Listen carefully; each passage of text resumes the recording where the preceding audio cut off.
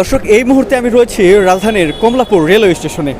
আমার পাশে যে মেশিনটি দেখতে পাচ্ছেন এটা স্বয়ংক্রিয় টিকিট কাটার একটি মেশিন। আমরা মেট্রো রেলে দেখেছি স্বয়ংক্রিয়ভাবে টিকিট কাটা যায়। স্বয়ংক্রিয়ভাবে টিকিট কাটার প্রসেসটি কমলাপুর রেল স্টেশনে নিয়ে আসা হয়েছে, কিন্তু এখানে একটি পার্থক্য রয়েছে।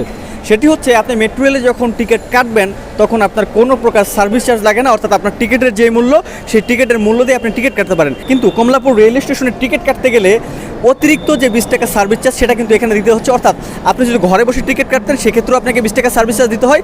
আপনি কমলাপুর রেল স্টেশনে এসে যদি এই স্বয়ংক্রিয় মেশিনের টিকিট কাটেন এখানেও 20 টাকা সার্ভিস চার্জ দিতে হয়, যার কারণে কিন্তু আমরা বিশাল একটা পার্থক্য দেখতে পাচ্ছি। এখানে কোনো যাত্রী নেই, কেউ এখানে টিকিট কাটার জন্য আসছে না, সবাই কাউন্টারেই যাচ্ছে। এখানে আমাদের সাথে একজন যাত্রী রয়েছে, একটু কথা বলবো। ভাই একটু প্লিজ এদিকে আসবেন, আপনার নামটা জানাবেন।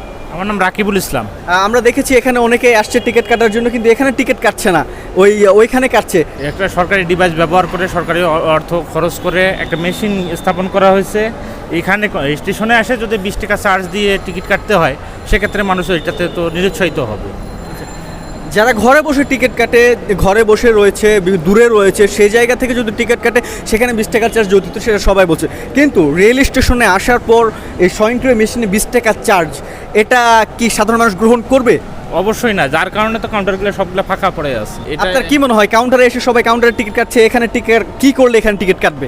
20 টাকা চার্জ কি বাদ দিতে বলছেন?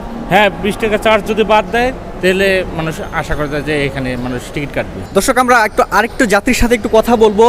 যদি একটু জানতে চাই, আমরা দেখছি কাউন্টারে যেগুলো রয়েছে অনেক পরিমাণ ভিড় রয়েছে, কিন্তু স্বয়ংক্রিয় যে মেশিনটা রয়েছে এখানে কেউ আসছে না, আসলে কারণটা কি? না, এটা তো ঠিক আছে। আপনি দেয়া গেছে মোবাইলে অনলাইনেও যে 20 টাকা চার্জ কাটে, আবার এখানেও যে কাটে। ওনাকে দেওয়া গেছে বাসা মতিঝিল আছে, মতিঝিল থেকে এখান থেকে আসতে 20 টাকা ভাড়া নিবে। 20 টাকা এখানে 20 টাকা, 40 টাকা। 40 টাকা হলে তো বাসা থেকেই কাটতে পারতেছে।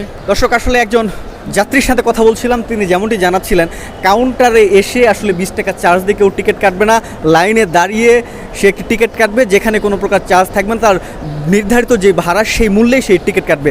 আসলে কেন এই 20 টাকা চার্জ নেওয়া হচ্ছে এ সম্বন্ধে একটু আমরা রেলওয়ের কর্মকর্তাদের সাথে কথা বলতে চাই। লোকজন স্টেশনে এসে 20 টাকা চার্জ দেবে, কথা জিনিসটা আসলে এরকম না। যে যাত্রীদের যে অনেক সময় আইসা খুঁজে পায় না, কাউন্টারে টিকিট পায় না, টিকিট না থাকলে অনলাইনে তো করার সুযোগ থাকে। অনেকের তো মনে করেন স্মার্টফোন নাই, অনেকের মোবাইলে হয়তো নেট থাকে না।